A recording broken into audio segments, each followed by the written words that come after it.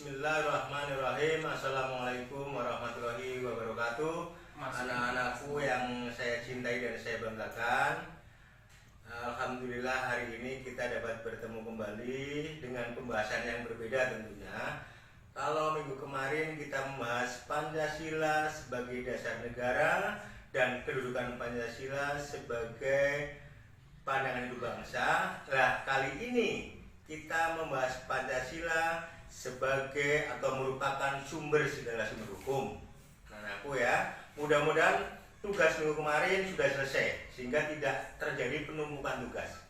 Oke anak-anakku, mengapa Pancasila disebut atau merupakan sumber dari segala sumber hukum? Terkandung maksud bahwa semua peraturan hukum tidak boleh bertentangan dengan Pancasila. Jadi hukum yang ada di negara Republik Indonesia ini tidak boleh bertentangan dengan Pancasila.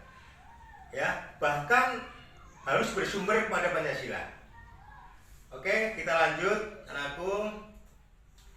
Kemudian di sini ada tata urutan perundang-undangan.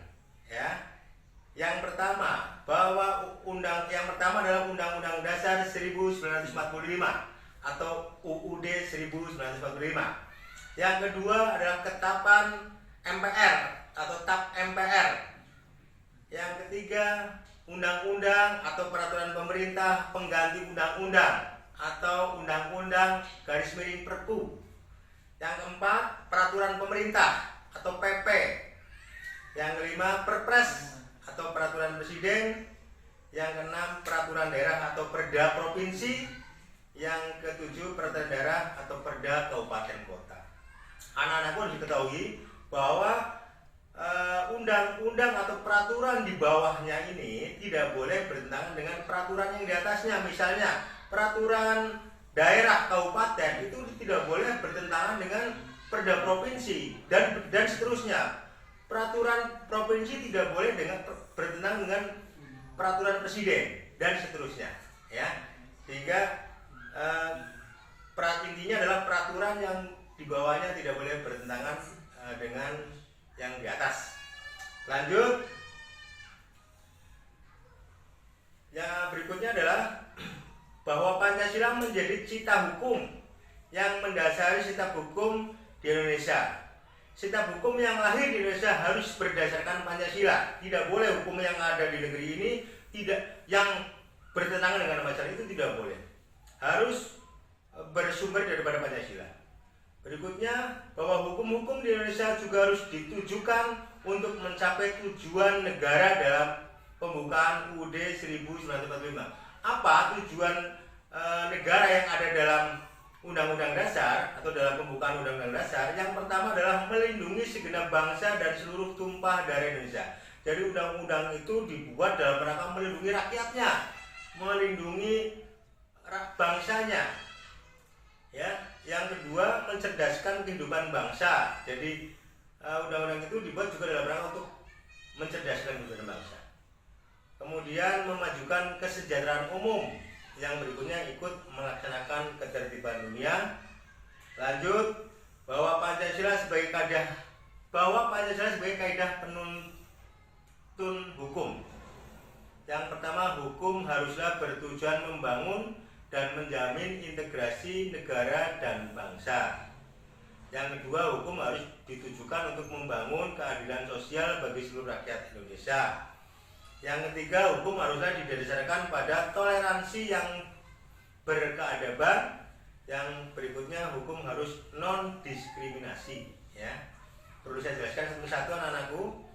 Jadi hukum haruslah bertujuan membangun dan menjamin integrasi negara dan bangsa. Jadi hukum dibuat itu dalam rangka untuk membangun. Jangan sampai hukum dibuat malah memperpecah bangsa ini, tapi justru untuk mempersatukan negeri ini. Itu yang disebut dengan integrasi negara. Kemudian hukum harus ditujukan untuk membangun keadilan sosial bagi seluruh rakyat Indonesia. Nah, hukum dibuat dalam rangka untuk terus untuk dalam rangka mencapai keadilan. Kalau sekarang dianggap belum adil antara Jawa sama luar Jawa, terus ke depan semakin adil. Harapan sehingga nanti keadilan sosial bagi seluruh Indonesia terjadi di Indonesia atau terrealisasi. Kemudian hukum haruslah didasarkan pada toleransi yang berkeadaban.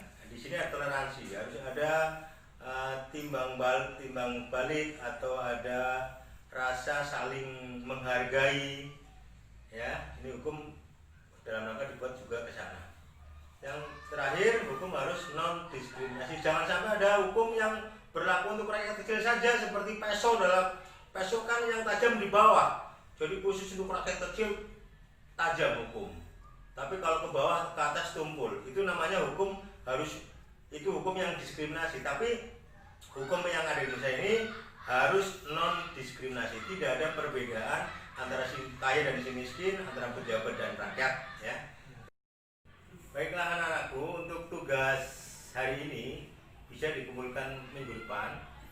Tugas itu bisa dikumpulkan ke sekolah apabila kalian ke sekolah dan dalam suasana pandemi aman, ya. Tapi kalau sebelum aman, kalian bisa memoto tugas itu kemudian kirim lewat WA, ya. Yang pertama, tulis kembali tata urutan perundang-undangan. Yang pertama. Yang kedua, berilah contoh hukum yang diskriminatif. 5, ya. Kemudian yang terakhir, yang nomor 3, apa pengertian Pancasila sebagai sumber dari segala sumber hukum? Terima kasih, saya tunggu tugas saya anak-anakku, ya. Bye, selamat siang. Assalamualaikum warahmatullahi wabarakatuh.